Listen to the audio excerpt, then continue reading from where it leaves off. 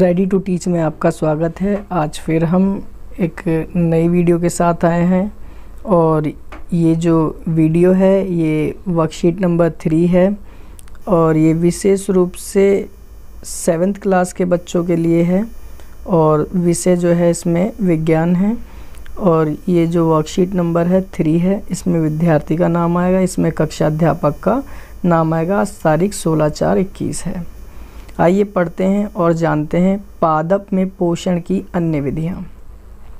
मनुष्य और अन्य प्राणी की तरह कुछ पादप भी अपने पोषण के लिए अन्य पादपों द्वारा निर्मित खाद्य पर निर्भर करते हैं। वे विषमपोषी कहलाते हैं। जो दूसरे पादप पर निर्भर करते हैं वो विषमपोषी कहलाते हैं। विषमपोषी कौन होता है? जो दूसरे पर निर्भर रहता है। लिखा है ना, अन्य पादपों द्वारा निर्मित खाद्य पर निर्भर करते हैं, वह विषमपोषी कहलाते हैं। और आगे बढ़ते हैं। ये प्रणाली विषमपोषी प्रणाली कहलाती है। चित्र को देखें।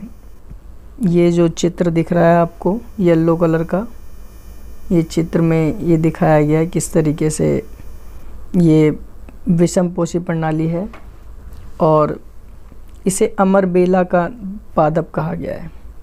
इसमें क्लोरोफिल नहीं होता।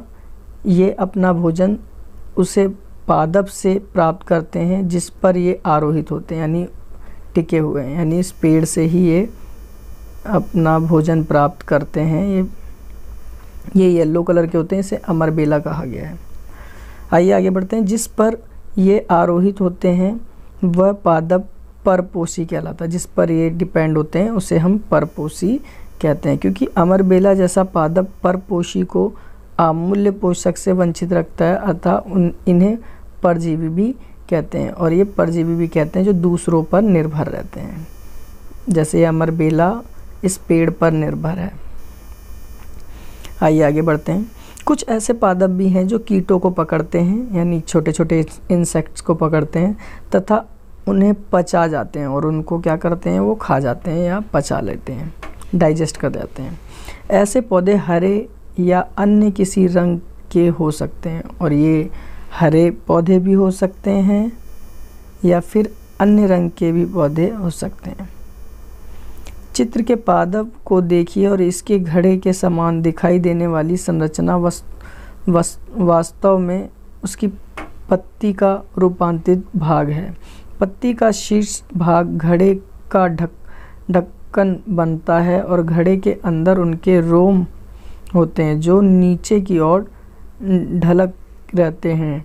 जब कोई कीट घड़े में प्रवेश करता है तो वह बाहर नहीं निकल पाता और घड़े में ही उपस्थित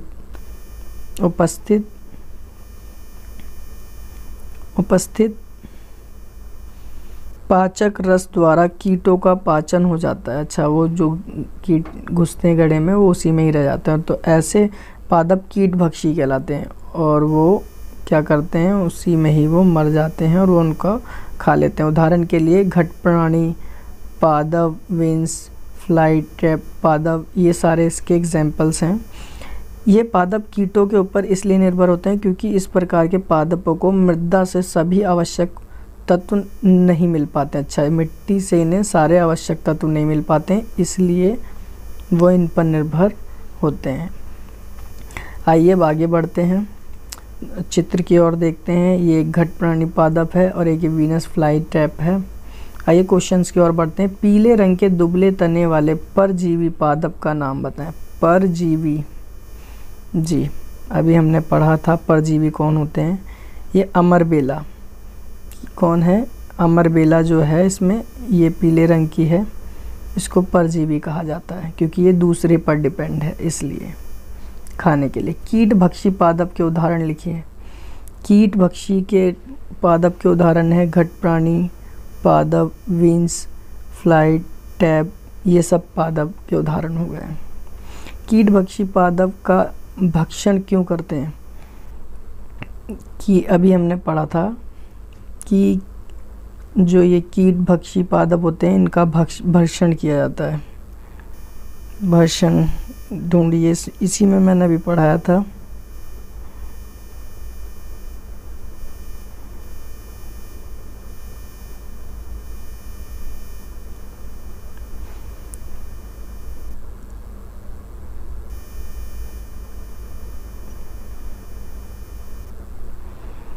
जी, इसका जो क्वेश्चन नंबर 3 है, इसका आंसर होगा ये पादप कीट के ऊपर इसलिए निर्भर होते हैं क्योंकि इन पादपों को मृदा से आवश्यक पोषक तत्व नहीं मिलते, इसलिए ऐसा होता है। अब अगला क्वेश्चन जो क्वेश्चन नंबर 4 है वह है परजीवी और कीटभक्षी पादप द्वारा किस प्रकार पोषण का प्रयोग किया जाता है। देखिए, ये तो मृदा में आवश्यक तत्व नहीं मिलते हैं इसलिए ऐसा किया जाता है, ठीक है। ये तो पादप कीट हो गए। और परजीवी जो होते हैं वो दूसरों पर निर्भर कहलाते हैं। परजीवी जो होते हैं वो दूसरों पर निर्भर कहलाते हैं और करते हैं। तो इस तरीके से वर्कशीट थी, ये पूरी मैंने सॉल्व कर दी है, बता दी है। और अगर फिर भी कोई क्वेश्चन समझना है तो वो कमेंट्स कर सकता है और क्वेश्चंस पूछ सकता है। और आप लोगों को अगर ये वीडियो अच्छी लगी हो तो लाइक करें, शेयर करें। थैंक यू, धन्यवाद। Ready to teach.